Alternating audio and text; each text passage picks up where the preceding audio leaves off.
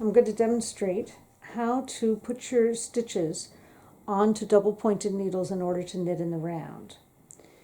My pattern calls for 40 stitches on my first row, but I have 41 stitches here because I'm going to lose one in the process. So the first thing we're going to do is just slide the stitches into a roughly equal triangle. So I don't even really have to count. It's not important that they be precisely the same, just roughly the same so that it's comfortable to work on.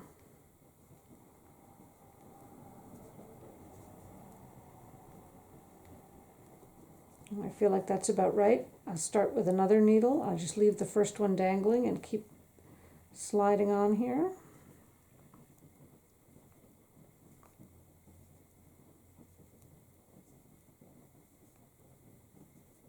It's important to not twist the stitches when you make the round, so this is a good moment to just lay it down on the table and make sure that that ridge from your cast on stitches stays in a line so that you know you're not twisted.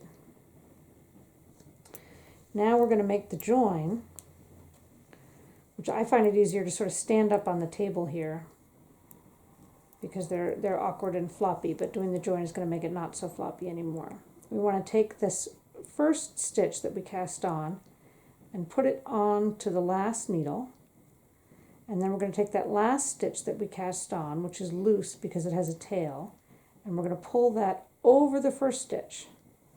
So now I'm back to 40 stitches, and I have a secured triangle that stays together with stitches that are not twisted. So now I'm ready to knit. I keep the needle I'm knitting off of on top,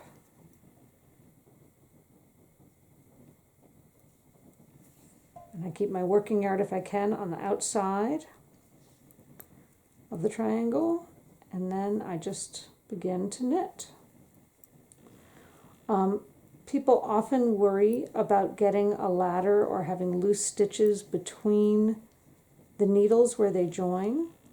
Because we are working for the Shaker Mitten knit along on a really heavy yarn on really small needles, that is not likely to happen. It's a better idea to just stay even and loose and don't worry about trying to tighten up when we make that join. So I'll show you as I come to the end of this needle.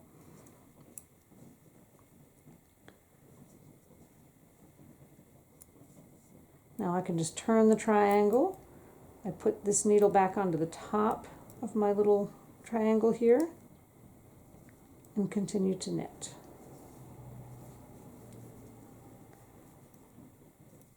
And that's all there is to it. It's important to know where the beginning of your round is, and I always just keep an eye on where this tail is, and that tells me that I'm at the beginning of the round.